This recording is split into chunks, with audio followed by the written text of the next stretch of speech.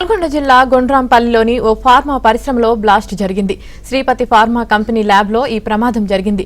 Q3 బ్లాక్లో reactor పేలడంతో మంటలు చెలరేగాయి. దీంతో దట్టమైన పొగ చుట్టుపక్కలకు భారీగా వ్యాపించింది. ప్రమాదం నుంచి కార్మికులు సురక్షితంగా బయటపడ్డారు. హైదరాబాద్ టు విజయవాడ నేషనల్ హైవేపై పొగ వ్యాపించడంతో వాహనదారులు ఇబ్బందులు పడ్డారు.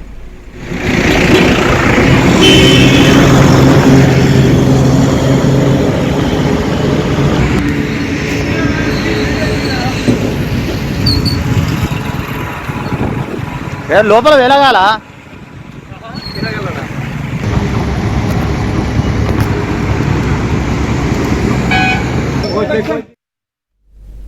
నల్గొండ జిల్లా గొండ్రాంపల్లిలోని ఓ ఫార్మా పరిశ్రమలో బ్లాస్ట్ జరిగింది. శ్రీపతి ఫార్మా కంపెనీ ల్యాబ్లో ఈ ప్రమాదం జరిగింది. Q3 బ్లాక్లో రియాక్టర్ పేలడంతో మంటలు చెలరేగాయి. దీంతో దట్టమైన పొగ చుట్టుపక్కలకు భారీగా వ్యాపించింది. ప్రమాదం నుంచి కార్మికులు సురక్షితంగా బయటపడ్డారు. హైదరాబాద్ విజయవాడ నేషనల్ హైవేపై పొగ వ్యాపించడంతో వాహనదారులు ఇబ్బందులు పడ్డారు. ఇదే విషయానికి సంబంధించి పూర్తి సమాచారం మా ప్రతినిధి రవి అందిస్తారు. రవి,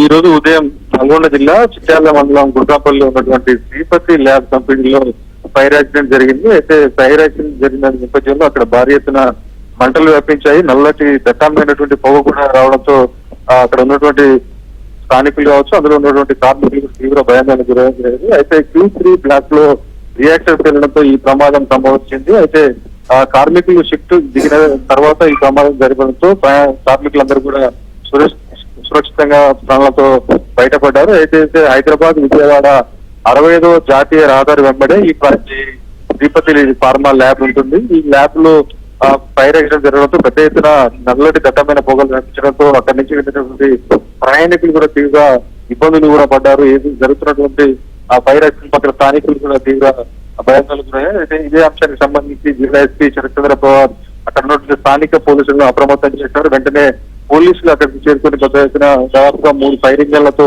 మంటలను కూడా అదుపులోకి తీసుకురావాలి. ప్రమాద తీవ్రత పెరగకుండా పోలీసులు చర్యలు తీసుకోవడంతో అక్కడ ఉన్నటువంటి కంపెనీ యాజమాన్యం కావచ్చు, కార్మికులు కావచ్చు, స్థానికులు కూడా ఆ పోలీసులు కూడా అభినందించిన పరిస్థితి. మొత్తంగా రియాక్టర్ పేరిన సమయానికి కార్మికులు ఆ విధుల్లో లేకపోవడంతో పెద్ద ప్రాణ నష్టం అనేది తప్పింది, పెద్ద ప్రమాదం కూడా తప్పింది. మొత్తంగా ఈ ల్యాబ్ లో జరిగినటువంటి ప్రమాదం పట్ల మరోసారి పరిశ్రమలు ఫైర్ యాక్సిడెంట్ పై కూడా అనుమానం అయితే వ్యక్తమవుతున్న పరిస్థితి ఉంది. యాభై అలాగే రవి, ఈ ప్రమాదంలో ఎంత ఆస్తి నష్టం జరిగినట్లు అంచనా వేస్తున్నారు?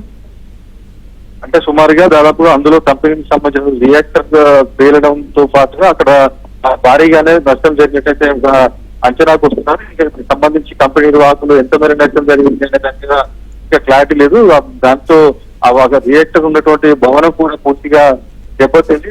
భారీగానే నష్టం సంభవించినట్టయితే ఆ కంపెనీ నిర్వాహకులు కూడా ఒక అంచనాకు ఇస్తున్నారు. దీనికి సంబంధించి కూడా మరికొద్దిసేపట్లో పూర్తి క్లారిటీ వచ్చే అవకాశం అయితే ఉంది.